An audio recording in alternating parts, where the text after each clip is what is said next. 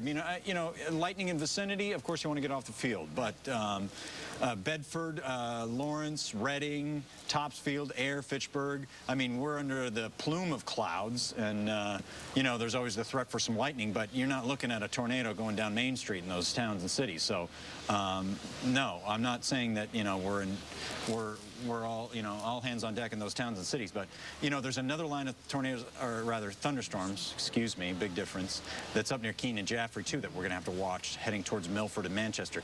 Hey, the environment is there for a thunderstorm to pop up, but as far as the tornadoes and the real action zone, that's still south of the Pike right now. Okay. And could we see any other supercells form? You've been watching this one. I mean, we've been watching two, and I don't know that we're going to see more pop up. I mean, once you get two going and we're starting to head into the late afternoon and evening hours, it's just like the humidity, right? The humidity that fuels that. All right, while you guys assess that, we're wanting to look at more of the video that's slowly coming into our newsroom here. Let's go to Matt Lorch, who's going to share some of that with us. Matt? Francis, more images of damage, and the damage in this case is significant. We're going to start right here in Springfield. The tornado causing a partial collapse. Look right there at that building. This is in Springfield South End. The top stories of a building there on Main Street, the one you're looking at, have collapsed. Another image from Springfield. Let's go to that now. You can see police and cleanup crews. They are already out in force. You can see a utility crew right there working on some power lines. And in this image, we see loads of police cars driving around. They're out assessing the situation there in Springfield. We've heard of widespread power outages already in the Springfield area. Next image now. This is the town of Monson, and look what happened to this church.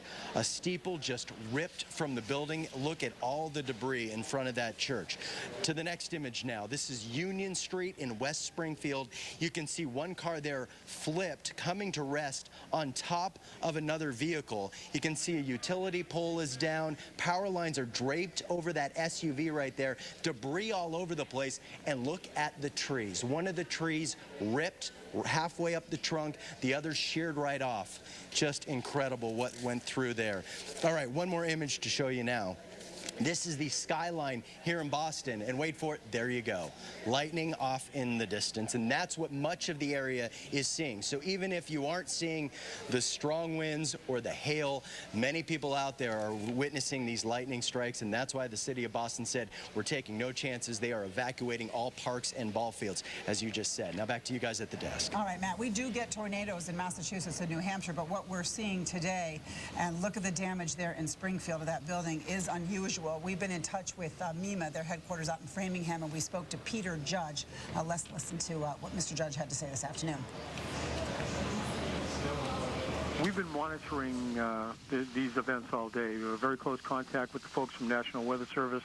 Obviously, the day began with some unusual weather with the hail and some lightning strikes and wind, with the anticipation that we were potentially going to see something this afternoon. And unfortunately, it's come to fruition. We've been reaching out to local communities all day to make sure that they're aware and they're prepared.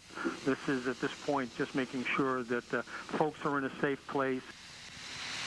All right, that was Peter Judge from MEMA filling us in on how they've been watching and tracking these storms, as has our Weather Center as well.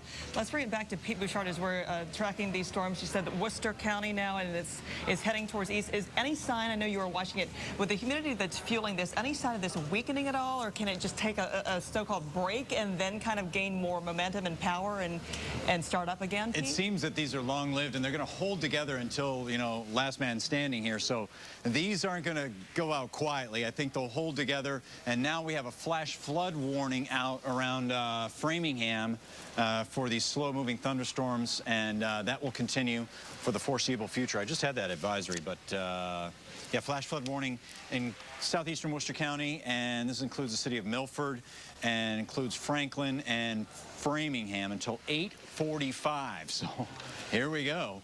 That kind of gives you an idea how long these heavy rain bands will hold together in these supercells. But, we're watching this thunderstorm around Worcester. It's been dancing around. There really hasn't been much of a center that we've been watching on this particular cell. It's just been dousing the area with rain. But now it seems like we have a tail to this, and there has been some weak spin in the upper part of the cloud. So it's not to say that there's a tornado out there right now in Spencer, but certainly one we're going to watch. And look at this in Springfield again, in Holyoke.